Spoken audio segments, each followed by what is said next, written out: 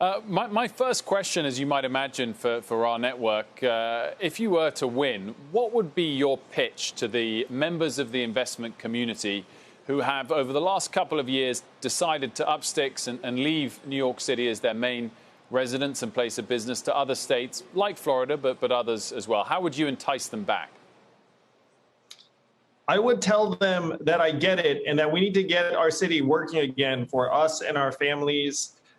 New York City has been an environment where people could build world-class organizations that won in industries like finance and technology because of the talent. So we need to rebuild the value proposition of New York City to make sure that you can continue to build world-class firms here. But it starts with building an environment that people are excited to live and work in. And unfortunately, New York City has not been that for a number of months.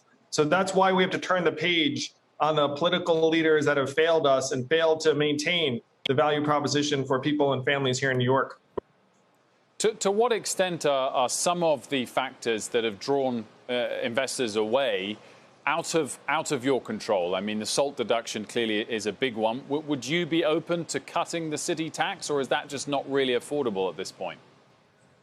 I do not think we should be raising taxes here in New York and expanding the gulf between the tax rate here in New York City and Florida, to your point, which right now that gap is 13% with an up arrow attached to it. We have to try to close that gap and also, again, justify our value proposition, where New York City has always had higher taxes than Florida, but people were willing to pay because you'd be more successful here. The opportunities were better. Your firms were more successful. So we have to get back to that. We're never going to win a low-cost competition, but we can rebuild the premium competition if we have the right leadership at City Hall that will get back to basics, make sure that people feel safe and excited and comfortable commuting back to the office, riding the subways, and spending time in New York City.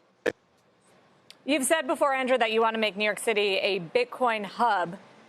How do you do that? And what about the environmental concerns? You've also wanted to fight climate change. Clearly, it is not environmentally friendly, the Bitcoin mining process. Well, Sarah, being a cryptocurrency hub doesn't mean you actually would mine in New York City. We're not a great environment for mining. But you're talking about assets with now a market cap of 1.5 trillion. Firms like Morgan Stanley are already validating this as an asset class. They have divisions and people advising on these technologies and possible uses. So New York City is the global financial hub. If you have a $1.5 trillion asset class, you have to be the leader in it. And so I've been talking to people who are investing in cryptocurrencies and the blockchain technology. There's a lot of potential, and I want New York City to be a place where we actually prove out some of the use cases for blockchain technologies. Another area that has lost a significant number of its businesses and highest paid workers is Los Angeles, particularly in places like Silicon Valley. Again, going to places like Texas and Florida, as we mentioned earlier. Is it possible, though, for New York to grab some of those tech entrepreneurs? And in a weird way, would you welcome a correction in real estate prices to perhaps allow the chance to attract some of those people?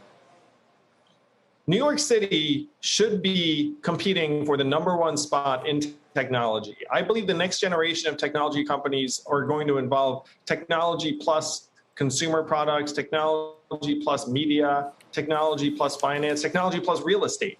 And New York City's economy is broader and more diverse than any other part of the US. If we were our own country, New York City Metro would be the 11th biggest economy in the world because we lead in so many fields. So we should be competing for the leadership spot and investing in life sciences, which to me is one of the big missing pieces here in New York. We have world-class hospitals and research institutions. We just don't have the lab space. So to your point, we can make use of some of the vacant buildings right now and repurpose them into lab spaces that will enable us to build on the life sciences industry.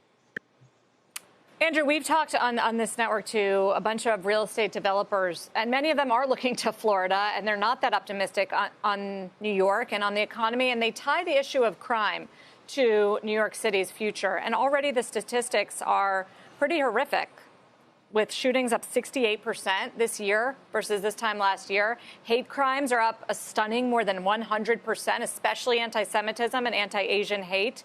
How How do you run on that platform of change when you're competing against Eric Adams, who was in the NYPD leadership? Nothing works in New York City if families don't feel safe walking their own neighborhoods or riding the subway. And my first move as mayor would be go to the NYPD and say, we need you to do your jobs professionally, responsibly, and justly. But if you do these things, the people of New York will be behind you, and I will have your back. I talk to cops on the streets and in other settings, and right now they just don't feel like they have a relationship with the current mayor. They're demoralized, and we have to invigorate them and get them to a point where they have the tools necessary to address these concerns, these hate crimes, reduce street homelessness. People should not be sleeping on the streets of New York, increase the number of officers who are part of the gun violence suppression division. Right now, 3 out of 4 shootings in Brooklyn, which, by the way, is Eric Adams' borough, but 3 out of 4 shootings in Brooklyn are going unsolved right now, and that's unacceptable. That's unconscionable. If you can't solve more than 1 out of 4 shootings, you will never get the violence under control. So we have to start, again, with getting the basics right. It's one reason why people are so eager to turn the page, because we can sense that our bureaucracies have been failing on multiple levels. Shepard Smith here. Thanks for watching CNBC on YouTube.